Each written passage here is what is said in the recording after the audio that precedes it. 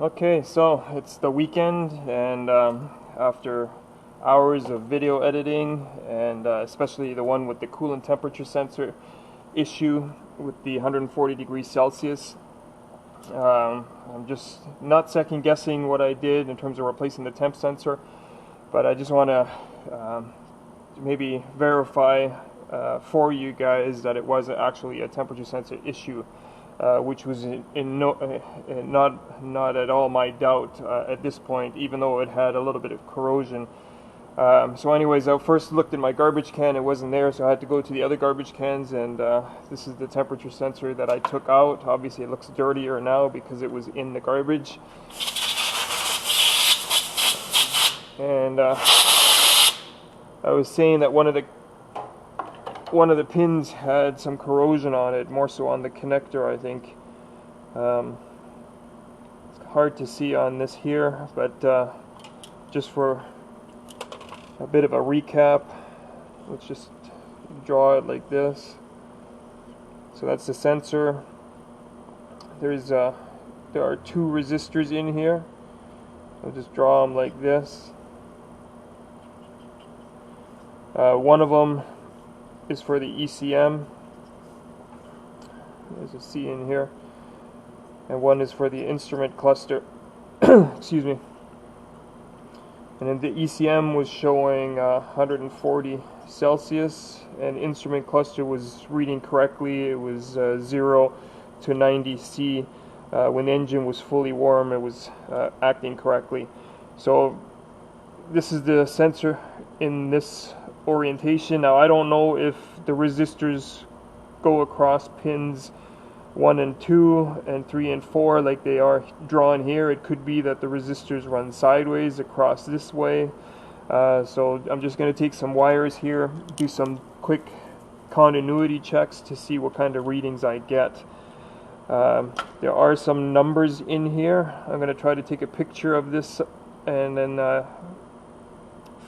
put it in the video, and the numbers might help determine what it is on a wiring diagram, or which pins go where. But like I said, for now I think I'm just gonna use the multimeter and see what I can come across with, or see what I can get out in terms of readings. So I'm just going to go across the left side pins first. So if I don't get any readings across these two like this, I'm going to leave one wire and go across the other way. I already zeroed my ohm meter. Okay, so I got nothing here right now. That's infinite. So now I'm just going to swap this across.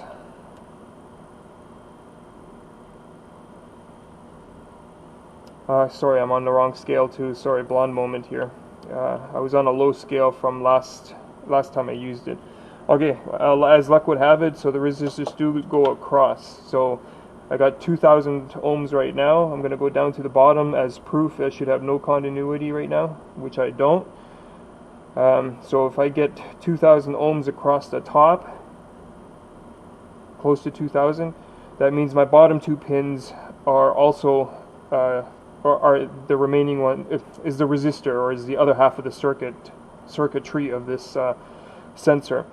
So since my instrument cluster was reading correctly, my assumption right now is that the two top pins are for the instrument cluster, because 2,000 ohms seems about right for room temperature, and my bottom one should be lower than that. And you can see there's zero resistance. Okay, big sigh of relief here. Whew.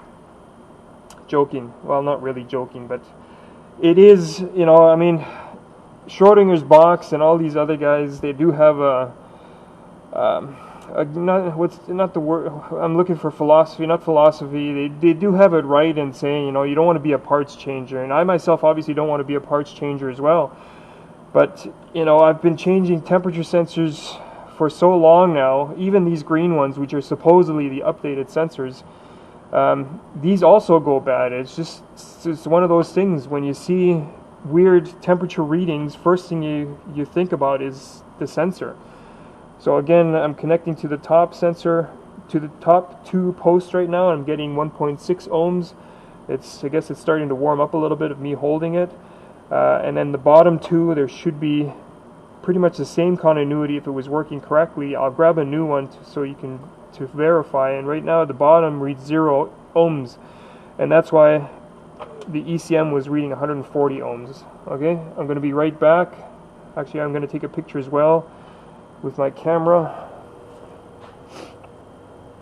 so you can see there was no real corrosion here.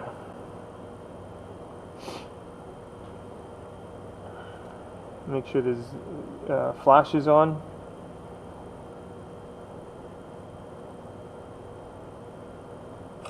And maybe a little video as well.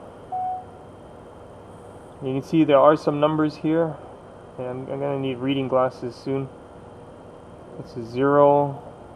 I think I see a 6 and a... I don't know. I'm going to have to check that on the screen. Now it looks like an A and a 9. I'm going blind. Anyways, let me grab a new sensor and we'll do the same readings again. You can see there are some numbers here, and I'm going to need reading glasses soon. It's a 0. I think I see a 6 and a... I don't know. I'm going to have to check that on the screen.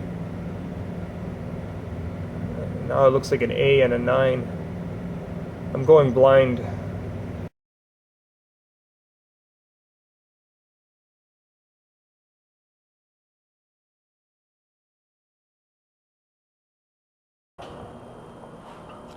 New temperature sensor. You can see my leads 0 resistance. So I'm going to go across the top two again.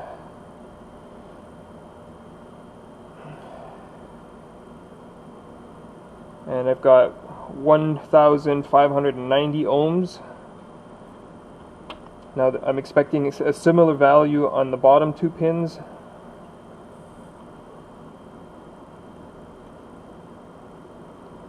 If I can get to them. Okay, that one is 3,000 ohms. Okay, that would also explain why the coolant, the temperature needle in the dash always reads 90. It gets to 90 quicker than the actual engine temperature. I don't know if you've ever noticed that if you have your own scan tool and you're scanning engine temperature and you see 70 degrees but the dash already reads 90. Okay, so there is an internal difference in these temperature sensors already. Different calibration.